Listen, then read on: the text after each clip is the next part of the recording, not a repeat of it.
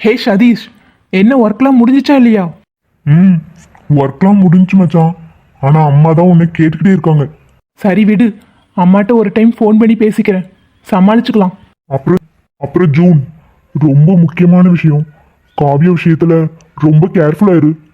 ஏன், என்னாச்சு? ராஜேஷ் நீ இந்தியாவில் இருக்கிறத தெரிஞ்சுக்கிட்டான். கண்டிப்பா உன்னை தேடி ஏதாவது பிரச்சனை பண்ண வருவான். அவனா? அவன்லாம் ஒரு ஆளு, நான் பார்த்துக்கிறேன்டா. இல்லடா, இந்த டைம் கம்பெனி டீலும் நமக்கு முடிஞ்சிருக்கு. கண்டிப்பா இதை மனசுல வச்சுட்டு அவன் எதுல ஏதாவது பிரச்சனை பண்ணுவான்.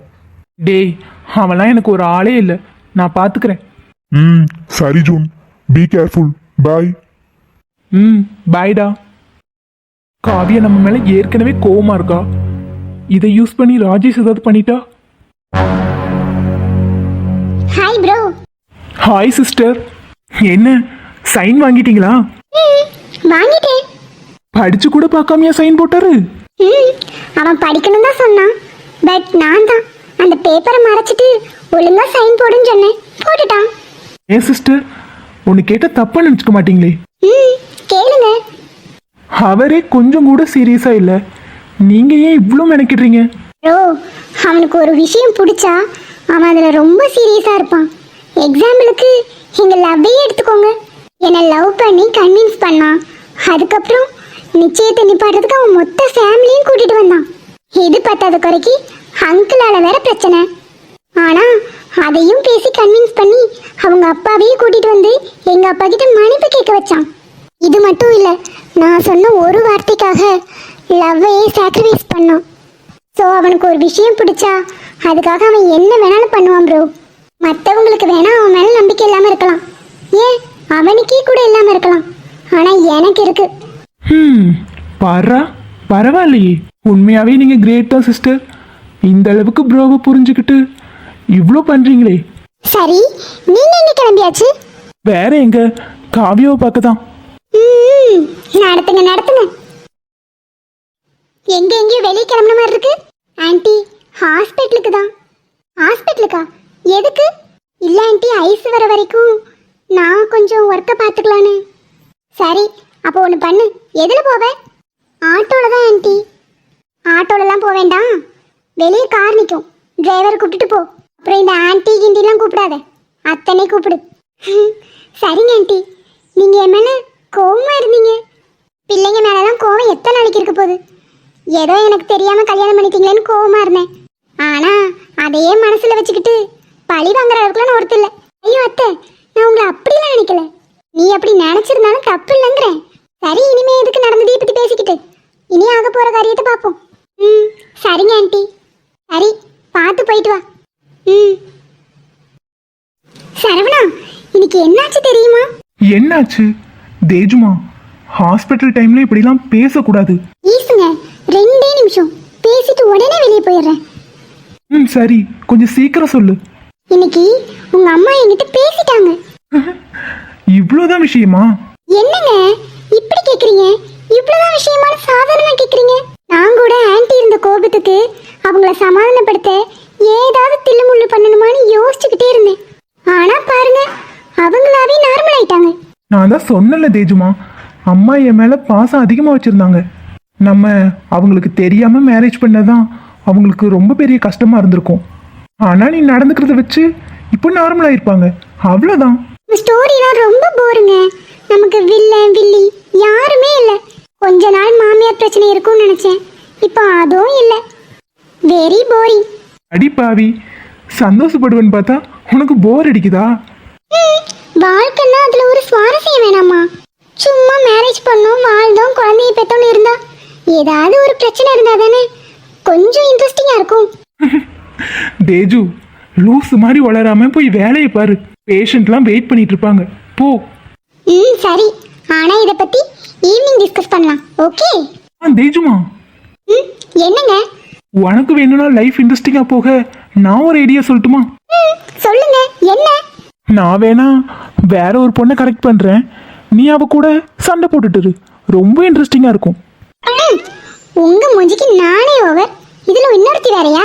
ஒழுங்கா வேலையை பாருங்க. சோஃபியா நேத்து கேட்கும் போதுதான் ஒரு விஷயம் ஞாபகத்துக்கு வருது. அர்ஜுன் நம்மக்கிட்ட அடிக்கடி ஏதோ ஒரு உறவை தொலைச்சிட்டேன், அதை நினச்சி பல நாள் நான் தூங்காமல் இருந்திருக்கேன். அந்த உறவு எனக்கு ரொம்ப பக்கத்தில் இருந்தும் நான் நெருங்க முடியாமல் இருந்து ரொம்ப கஷ்டப்படுறேன்னா சொல்லியிருக்காரு. அதை வச்செல்லாம் பார்க்கும்போது ஒருவேளை அர்ஜுன் நம்ம அத்தையோட பையன்தானோ? கண்டிப்பாக அப்படியே தான் இருக்கும். சோஃபியாக்கா சந்தேகப்படுறது சரிதான். அப்போ அர்ஜுன் நம்ம மாமா தான். சே, என்ன காரணமோ தெரியல, எதுக்காக சொந்த தாயை பக்கத்தில் வச்சுட்டு அம்மானு கூப்பிட முடியாத நிலைமையில இருக்காருன்னு புரியல.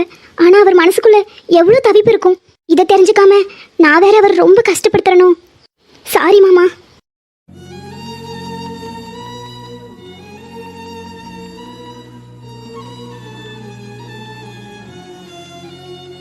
ஏய் காவியா, ஏய் வாங்கடா.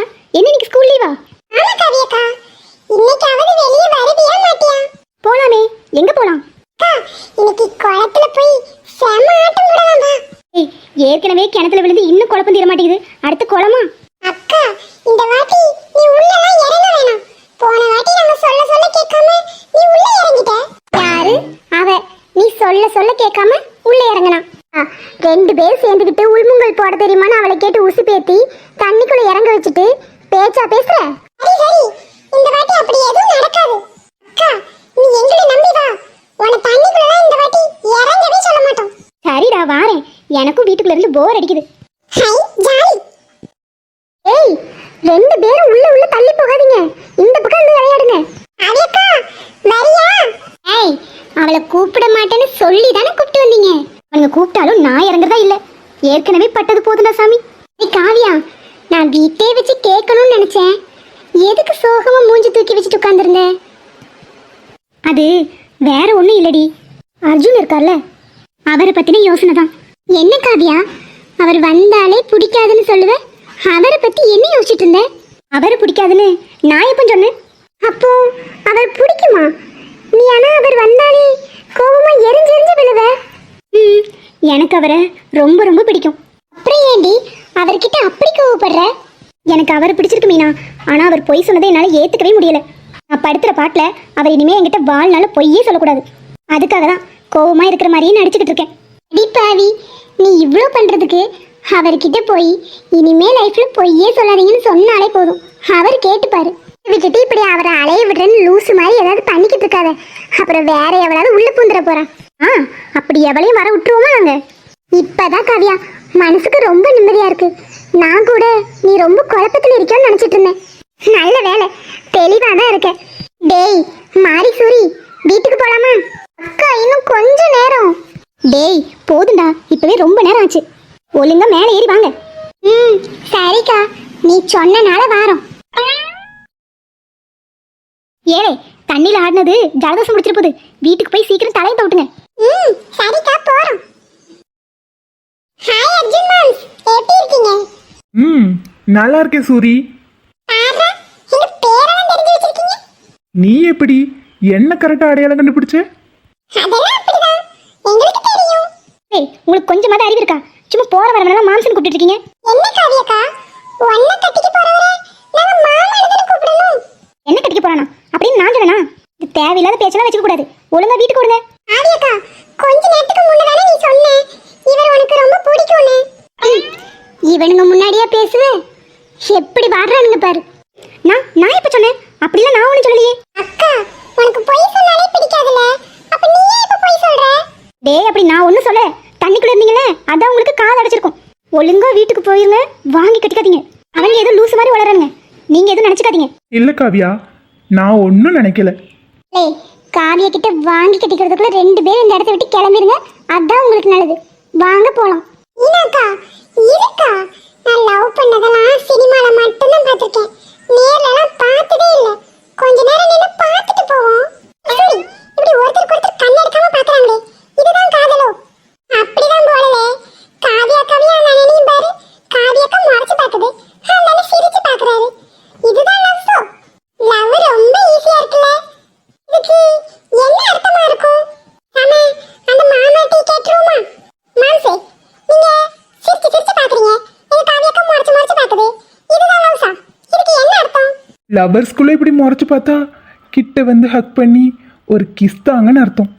சின்ன பசங்க கிட்ட என்ன பேசிக்கிட்டு இருக்கீங்க? மாம்சே, தமிழ் கிஸா இங்கிலீஷ் கிஸா? அது என்னல Tamil kiss English kiss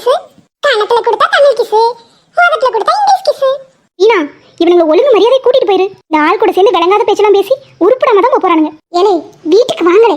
moms bye. ம் பாய். அர்ஜுன், உங்களுக்கு என்னதான் வேணும்? போற வர இடத்துலலாம் இப்படி பம்பு பண்ணிட்டு இருக்கீங்க. நீ தான் வேணும்.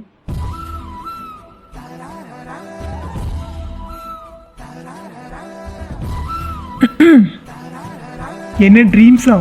அதெல்லாம் ஒன்றும் இல்லை. நீங்கள் இப்படிலாம் பேசி என் மனசை கலைக்கணும்னு மட்டும் நினைக்காதீங்க. அது ஒரு நாள் நடக்காது. அர்ஜுன், இப்போ எதுக்கு பக்கத்தில் வந்து நிற்கிறீங்க? ஏன் உனக்கு தெரியாதா? தெரியாது. முதல்ல தள்ளி போங்க. ஏன் பக்கத்துல வந்தா திரும்ப என்ன லவ் பண்ணிடுவேன்னு பயமா இருக்க காவியா? யாருக்கு பயம்? இந்த காவியாவுக்கா? எனக்கெல்லாம் பயம் கிடையாது. நீங்கள் பண்ண வேலைக்கு உங்களை ஒரு நாளும் நான் லவ் பண்ண மாட்டேன். ம் அதையும் பார்ப்போம். அர்ஜுன், சாரி. அர்ஜுன் ப்ளீஸ் புரிஞ்சுக்கோங்க. உங்கள் மேலே எனக்கு இப்போ எந்த விருப்பமும் இல்லை. சரி இருந்துட்டு போட்டோம். நீ என்னை எப்பவும் போல வெறுத்துட்டே இரு. அதே மாதிரி நான் உன்னை நேசிக்கிறதையும் யாராலையும் தடுக்க முடியாது. நீ ஏன் நினைச்சாலும் முடியாது. இந்த ஜென்மத்தில் இந்த அர்ஜுனுக்கு காவியா தான், காவியாவுக்கு அர்ஜுன் தான். இதை யாராலையும் மாற்ற முடியாது. நீ எவ்வளோ நாள் வேணாலும் என் மேலே கோவமா இரு. ஆனால் என்னைக்காவது உன் மனசு மாறும். அதுக்காக நான் வெயிட் பண்ணுவேன். சரி, பேசுறதெல்லாம் பேசிட்டீங்கல்ல, நான் போகிறேன். ஓ நானா உன்னை பிடிச்சி வச்சிருக்கேன்.